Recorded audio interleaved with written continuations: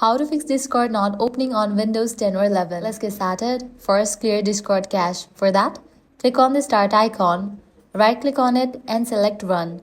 In the Run window, type this %AppData% and click OK.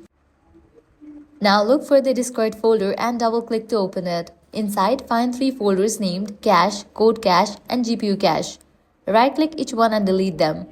These are temporary files, and if any of them are corrupted, they could prevent Discord from launching. If you're unable to delete one of these folders, Discord may still be running in the background.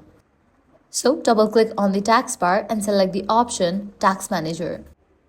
Now here you're going to find the option Discord. Double-click on it and select the option End Task.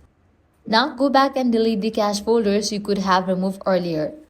Once that's done, return to your desktop. Now locate your Discord shortcut or exe file.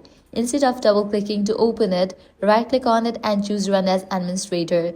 This gives Discord the necessary permissions to launch properly. And in most cases, this will solve the problem, and that's it. Discord should now open without any issues. If this tutorial helped you, please leave a comment, hit the like button and subscribe for more helpful tech tips.